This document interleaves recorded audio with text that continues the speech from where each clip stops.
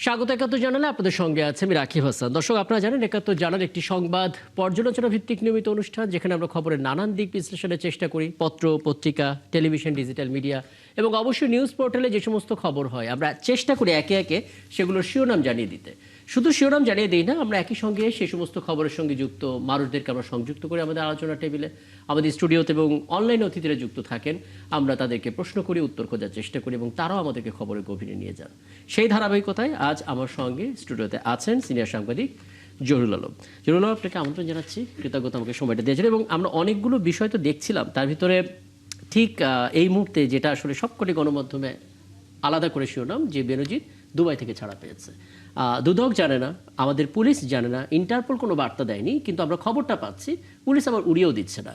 স্বরাষ্ট্রমন্ত্রী বলেছেন law firm তৈরি করা হয়েছে, নিয়োগ দেওয়া হয়েছে, তারা একটা সলিউশনের দিকে হাঁটবে। কিন্তু পুরো বিষয়টা কেন ঘটছে, কিভাবে ঘটলো এবং আমরা এখন পর্যন্ত আসলে তথ্য জটিলতার মধ্যে আছি, এটা নিয়ে আলাপ করার চেষ্টা করব।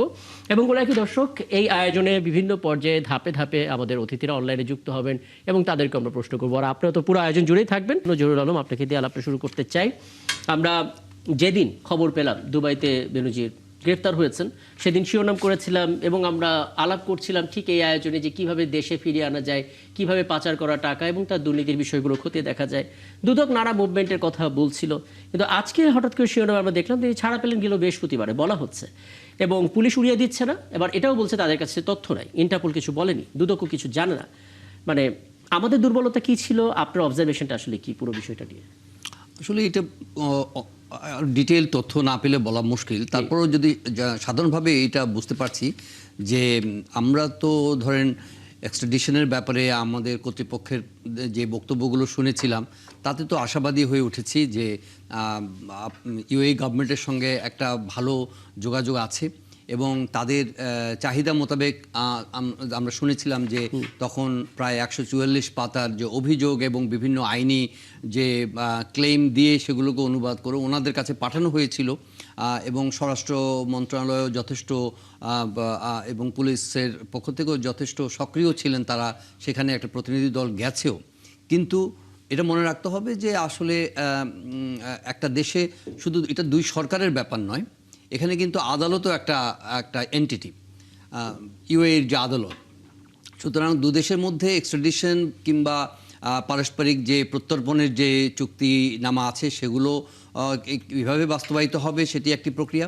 আর আইনি প্রক্রিয়া যেটা, সেই আইনি প্রক্রিয়া আমার মনে হয় যে এটা সরকারের পক্ষ থেকে খুব শুধু বলা হয়েছে, কিন্তু খুব পরিষ্কার করে কিন্তু ডিটেল মানে জানানো হয়নি যে কী প্রক্রিয়া আসলে ওনাকে ফেরত আনা যেতে পারে বা ফেরত আনা হবে। শুধু বলা হয়েছে যে আমরা ফেরত আনবো, 1 মাসের মধ্যে ফেরত আনবো, এই বিষয়গুলো আমরা শুনি। আপনার কি মনে হয় না যখন আসলে উনি গ্রেপ্তার হলেন, যখন কারাগারের মধ্যে নিয়ে যাওয়া হলো, তথ্যগুলো আমরা পেলাম, আমাদের দিক থেকে প্রেশারটা কম ছিল বা দুর্বলতা? সেটা তো ধরেন এটা বলার অবকাশ হয়তো আছে, আবার নাইও, এই অর্থে যে বলছি যে সেখানে তো আদালতের একটা প্রক্রিয়া, একটা আইনি প্রক্রিয়া।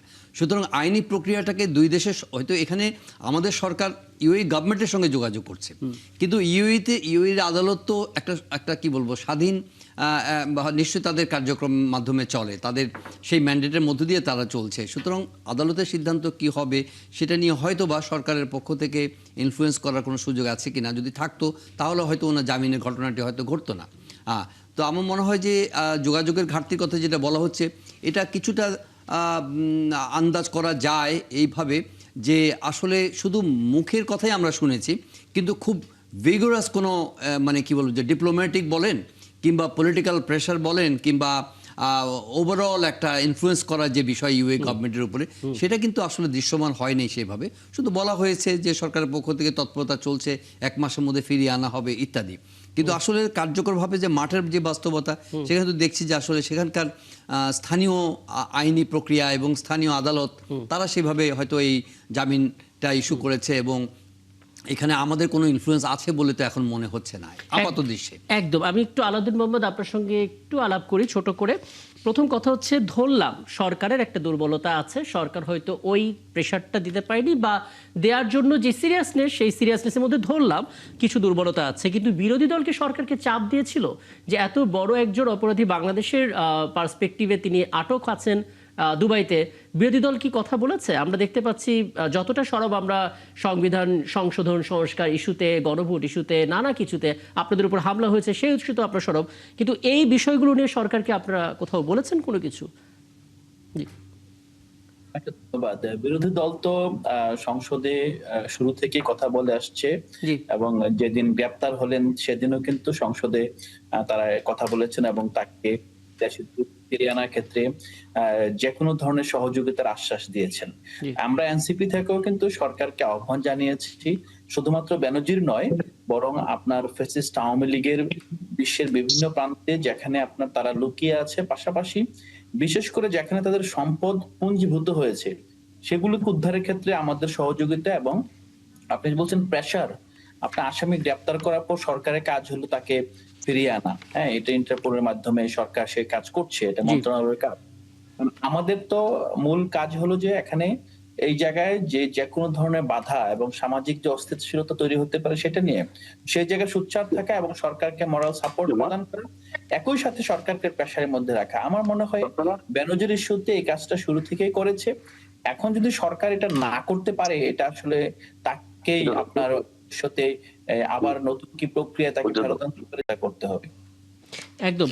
আপনি শুনেন জহিরুল আলম, একটা বিষয় একটু জানতে ইচ্ছা করছে আমার। স্বরাষ্ট্রমন্ত্রী আজকে যখন সারদায় গেলেন, রাজশাহীর পুলিশ একাডেমিতে কথা বলছিলেন, ২৭তম বিসিএস এর পুলিশ ব্যাচের সমাপনী কুচকাওয়াজে অংশ নিচ্ছিলেন, এর প্রতি তিনি বেশ কিছু কথা বলছিলেন। তারপর আসলে এই ইস্যুতে কথাটা হলো এবং তিনি বলছিলেন যে কয়েকদিন আগে আমরা ল ফার্ম নিয়োগ দিয়েছি শুধুমাত্র বেনজির ইস্যুটার জন্য, তাকে ইনস্ট্রাকশন দেওয়া হয়েছে বেল ক্যান্সেলেশনের জন্য সে পার্সু করবে। আমি খবর পেয়েছি তাকে অন কন্ডিশন ইউএ লিভ না করার শর্তে বেল দিয়েছে। কি শর্ত? আমি সার্টিফাইড কপিটা জোগাড় করতে বলেছি এবং আমাদের ল ফার্ম নিয়োগ হয়েছে, তাদেরকে আমরা ইনস্ট্রাকশন দিয়েছি যেন এই বেল ক্যান্সেলেশনের জন্য তারা পার্সু করে। প্রশ্ন হচ্ছে, ল ফার্ম নিয়োগ এটা তো পরবর্তীতে ইস্যু, এই কাজটা আগে করা যেত না? না, এটা আগে করেন নাই সেটা কিন্তু উনি বলেন নাই, উনি কিন্তু করেছেন, অলরেডি বলেছেন। সুতরাং ইনি তো কবে করেছে সেটা আমরা জানি না, সেটা তো আমরা জানি না। সুতরাং এটা আমরা গেস না করি যে এটা এই ঘটনা ঘটার পরে ল ফার্ম নিয়োগ করা হয়েছে, ধরে নিচ্ছে আগে থেকে করা হয়েছে। কিন্তু আমি যেটা বললাম যে এটা হচ্ছে যে ওখানকার আমরা শুধু সরকারের সঙ্গে কিংবা আইনি প্রক্রিয়ার মধ্যে ইনফ্লুয়েন্স করাবো, ইন্টারভেনশন দিতে পারে জামিনের ব্যাপারে তারা হয়তো, কিন্তু এটা তো ওখানকার স্থানীয় আদালতের বিষয়। আপনাকে যদি করতে হয় তাহলে ইউএই গভর্নমেন্টের সমর্থন নিয়ে কাজটা করতে হবে। তো ইউএই গভর্নমেন্টের ওখানকার আদালতের ব্যাপারটি ফয়সালা করে ইউএই গভর্নমেন্টের মাধ্যমে একটা এক্সট্রাডিশন করার একটা আইনি প্রক্রিয়ার বিষয়, একটা ডিপ্লোম্যাটিক এফোর্টের বিষয়। সেই বিষয়টা আমার মনে হয় যে এত মানে এখনকার কনটেক্সটে এত তো ইজি না। কারণ আরেকটা এমনি কিন্তু আপনি দেখেন যে বেনজিরের ঘটনা যখন ঘটে তখন সরকার যখন খুব জোরালো গলায় বলছে, মানুষের কারো কারো মনে যারা একটু কি বলবো সন্দেহপ্রবণ মানুষ, তারা ভাবে এটা মানে without any malice towards UAE, অনেকে মনে করে যে ইউএই হচ্ছে গিয়ে একটা স্বর্গরাজ্য for the billionaires, for the trillionaires. তারা সেখানে যায়, কিভাবে তারা অর্থ উপায় করে, কিভাবে তারা থাকে, সেসব বিষয় নিয়ে খুব বেশি জবাবদিহি জায়গা কিন্তু ইউএই নয় বলেই একটা প্রচলিত ধারণা। এর কোনো বাস্তব ভিত্তি আছে কিনা জানি না, কিন্তু সেখানে এই ধরনের মানুষগুলোকে যখন এক্সট্রাডিশনের প্রসঙ্গ আসে, তারা আসলে বেশিরভাগ মানুষই ইউএইতে নিরাপদ করা হয় আর কি, যে ওখান থেকে কাউকে এক্সট্রাডাইট করা হবে এটা কিন্তু ভাবা হয় না।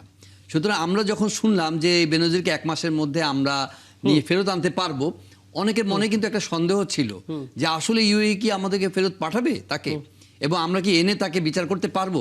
কিন্তু good thing to know that আমাদের স্বরাষ্ট্রমন্ত্রী বলছেন যে উনি ল ফার্ম নিয়োগ করেছেন, ওনার লিগাল ইন্টারভেনশন দেবেন, চাপ প্রয়োগ করবেন, কিন্তু it entirely depends on the goodwill and the legal process of UAE. একদম একদম, মানে ধরা যেহেতু পড়েছে সেই হিসেবে প্রথম ধাপে সাফল্য তো এসেছে, এখন পরবর্তী ধাপটা। আমি একটু খন্দকার বাসুকুর রহমান আপনার কাছে আসি, আমন্ত্রণ জানাচ্ছি, আপনি সময়টা দিচ্ছেন আপনাকে। এবং একটা বিষয় একটু বলবেন, মানে প্রথম কথা হচ্ছে তিনি যখন গ্রেফতার হলেন বেনজির, এখানে কেবল বলা হচ্ছিল তাকে কিভাবে দেশে আনা যাবে সেগুলো নিয়ে সরকার ভাবছে, কিন্তু আজকে আমরা জানতে পারলাম বৃহস্পতিবার তিনি ছাড়া পেয়ে গেলেন, যেটা খোদ পুলিশ কনফার্ম করতে পারছে না আমাদের, আবার উড়িয়েও দিচ্ছে না। ইন্টারপোল আমাদেরকে কিছু জানায়নি। এমনি এই কথাটা প্রচলিত তো আছেই যে দুবাইতে গেলে অনেক ধরনের প্রিভিলেজ পায় যারা আসলে ধনকুবের তারা, কাজেই তাদেরকে আসলে তাদের আদালতে বেনজিরের বিষয়ে আমাদের দিকে কনসার্ন তৈরি করা ল ফার্মের জন্য কতটা চ্যালেঞ্জিং, এবং দল হিসেবে বিএনপি কতটা আসলে সোচ্চার থাকছে, একটু বলবেন আমাদেরকে। মাশরুকুর রহমান। আসসালামু আলাইকুম। ওয়ালাইকুম আসসালাম। জি, আমাকে কি শোনা যায়? আমি পরিষ্কার শুনতে পাচ্ছি আপনাকে, আপনি বলুন। জি, আমি কিন্তু আপনাদের কাউকে দেখতে পাচ্ছি না না। আমি কিন্তু আপনাকে দেখতে পাচ্ছি, আপনি বলুন, আমরা থ্যাংক শুনতেও ইউ সো পাচ্ছি। মাচ। জি, ধন্যবাদ সম্মানিত আলোচকদের আপনাকে। আমি শুনছিলাম বেনজির সাহেবের বিষয়টি নিয়ে আলোচনা হচ্ছে। দেখুন, 15 আগস্টের সাথে যারা জড়িত, আওয়ামী লীগ দীর্ঘদিন ক্ষমতায় থাকার পরও শেখ হাসিনা পার্সোনালি চেষ্টা করেও সকল হত্যাকারীদের দেশে ফিরিয়ে আনতে পারেনি। বিভিন্ন দেশের নিয়ম কানুন কিংবা আইন জটিলতার কারণেও সকলকে ফিরিয়ে আনতে পারেনি। বদরুল হুদা থাইল্যান্ডে একটি শপিং মলে চুরির কারণে গ্রেপ্তার হওয়ার পর থাইল্যান্ড সরকারের সহযোগিতার পর তিনি তাকে ফিরিয়ে এনেছিলেন। তা না হলে তাকেও দেশে ফিরিয়ে আনা সম্ভব হতো না। পৃথিবীর অনেক দেশে মৃত্যুদণ্ড আইনে নাই। সেখানে যেমন কানাডায় যদি একটি লোকের ফাঁসি হয় বাংলাদেশে, সে যদি ওখানে থাকে, কানাডা গভর্নমেন্ট তাকে ফিরিয়ে দিতে বাধ্য নয়। জি, এমনি ভাবে বেনজির মতো একজন অপরাধী, মানবতা বিরোধী অপরাধী, দুর্নীতিবাজ, পুলিশের কলঙ্ক, তাকে দুবাই সরকার আশ্রয় দিয়েছে। তাকে এদেশের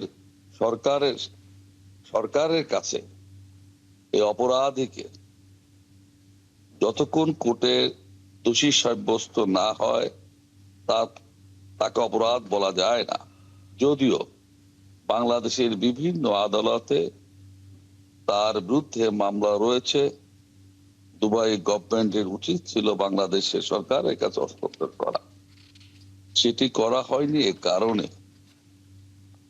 যারা দেশ থেকে 5 আগস্ট পট পরিবর্তনের পালিয়ে গিয়েছে, না, আমি আমি আসলে এটুকু জানতে চাচ্ছি যে এটা প্রথমত সরকার এবং পরবর্তীতে সরকারি দল হিসেবে বিএনপির জন্য কতটা চ্যালেঞ্জিং হবে দুবাই সরকারকে, তাদের আদালতকে এটা বোঝানো যে বেনজিরের অপরাধটা বাংলাদেশের কনটেক্সটে কি ছিল, মানে তারা কতটা সিরিয়াস হবে আর কি, এটা বোঝানো কতটা চ্যালেঞ্জিং হবে।